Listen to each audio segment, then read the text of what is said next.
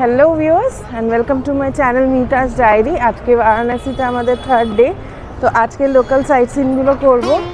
বেনারসে আসলে সাইট সিনগুলো যদি আপনারা টোটো বা অটো করে নেন সেটাই মনে হয় বেটার হবে। আমরাও তাই করেছি। এই ব্রিজ যেটা আপনারা দেখতে পাচ্ছেন এর নাম হচ্ছে রামনগর ব্রিজ, যেটা 1.5 কিলোমিটার মতন লম্বা। আর নিচ দিয়ে যেই নদীটা বয়ে যাচ্ছে সেটা গঙ্গা নদী। আর এই নদীর ধারেই রয়েছে রামনগর ফোর্ট। আজকে সাইট সিনের মধ্যে প্রথমে চলে এসেছি রামনগর ফোর্ট। এটা মোটামুটি 4-5 কিলোমিটার দেখলাম হরিশ্চন্দ্র ঘাট থেকে। তো প্রথমে ঢুকতেই এখানে দেখতে পাচ্ছি একটা কামান, আর ভেতরে ঢুকে ভাবছি একটা গাইড নিয়ে নেব, কারণ কিছুই আইডিয়া নেই আমাদের এই ফোর্টের ওপর। তো চলুন গিয়ে আপনাদের সাথে পুরো ডিটেলসটা জানাই।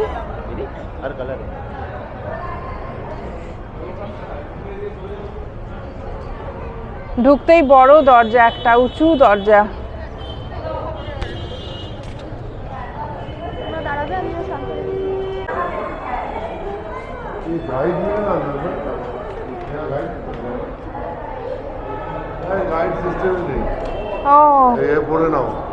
আচ্ছা, এখানে কিন্তু কোনো গাইড নেই, তো ডিটেলসটা কিভাবে জানবো গুগলে জেনেই আপনাদেরকে জানাতে হবে।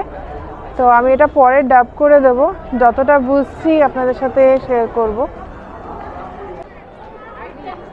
অনেকটাই বড় এরিয়া দেখতে পাচ্ছি ফোর্টে।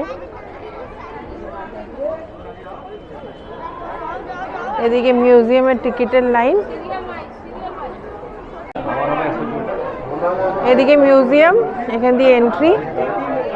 মিউজিয়ামের একটা ভাগ দেখে বেরোলাম আর এই জায়গাটাতে এসে পৌঁছালাম। ভেতরে কিন্তু ছবি তুলতে দিচ্ছে না, আর এই জায়গাগুলোতে ছবি তোলা অ্যালাউ আছে। তা বাকি পোর্শনও দেখতে যাব। এই সিঁড়ি দিয়ে উঠে যাচ্ছি। একটা পোর্শন যতটুকু দেখলাম সেখানে দেখলাম পালকি আর পুরোনো দিনের সেই গাড়ি। পালকি বলতে হাতি দাঁতের পালকিও দেখলাম, আর সেই যা কাজ সে মানে বলে বোঝাতে পারবো না।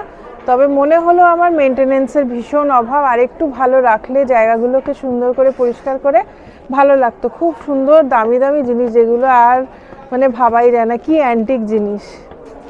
এবার নেক্সট পার্টে যাচ্ছি।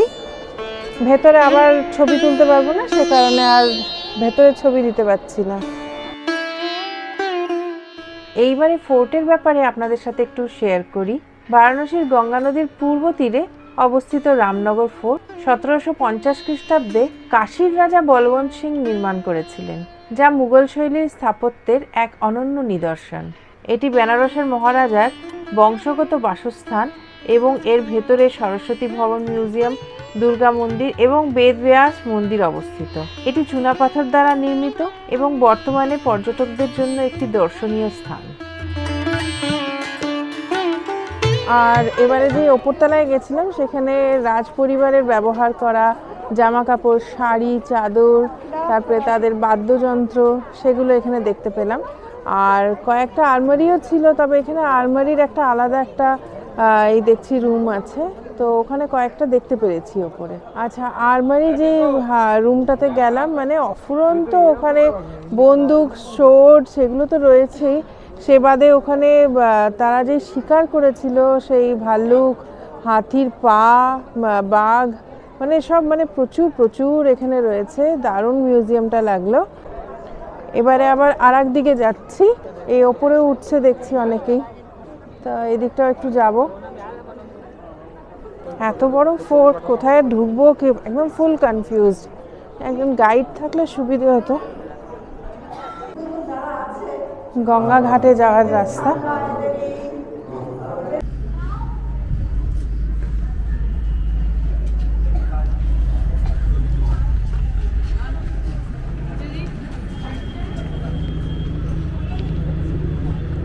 আচ্ছা, এবারে চলে এসেছি গঙ্গা ঘাটের দিকে। এত সুন্দর এইখানটা, একবার একটু দেখুন। গঙ্গার ধারে কি সুন্দর একটা রাজপ্রাসাদ, আর সামনেই কয়েকটা মন্দির রয়েছে, সেগুলো আপনাদেরকে দেখাবো।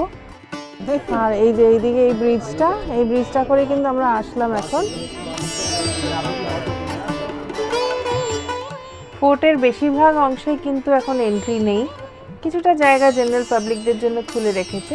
তো সেই জায়গাগুলো আপনাদের সাথে ঘুরে শেয়ার করছি। অনেকে রামনগর ফোর্ট ঘুরতে আসেন বেনারস থেকে বোটে করে, সেইভাবেও আপনারা এখানে এসে ঘুরে যেতে পারেন। গঙ্গার ঘাটটা এখান দিয়ে বেরোতো, এই যে সিঁড়ি একদম সোজা ঘাটে।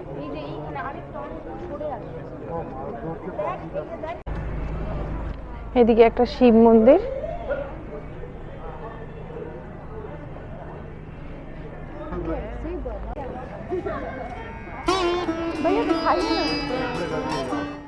এক হাতে কাগজ এক হাতে তুলি, কি সুন্দরই না আঁকা।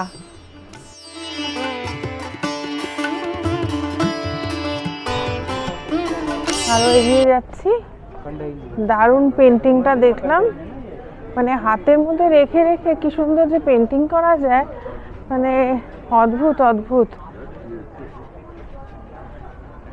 যাই হোক, এবার এই দিক থেকে দেখি কি, এদিক থেকে ওই ব্রিজটা দেখা যাচ্ছে যেটাতে করে আমরা আসলাম গঙ্গাটা পার করে। আর এই সিঁড়ি দিয়ে উঠছি, এদিক দিয়েও গঙ্গার ভিউটা দারুণ সুন্দর।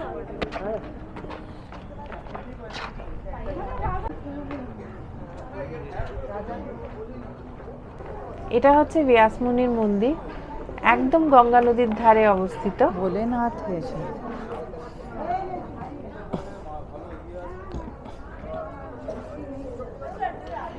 সব এখন বাদাম খাওয়া চলছে এখানে।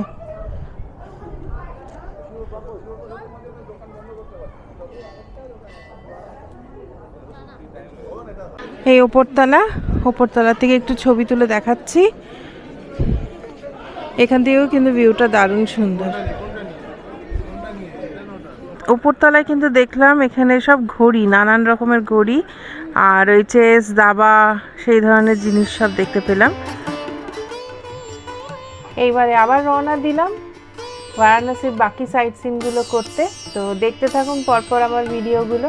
ভালো লাগলে লাইক শেয়ার কমেন্ট করবেন আর অবশ্যই সাবস্ক্রাইব করে রাখবেন আমার চ্যানেলটিকে। টাটা।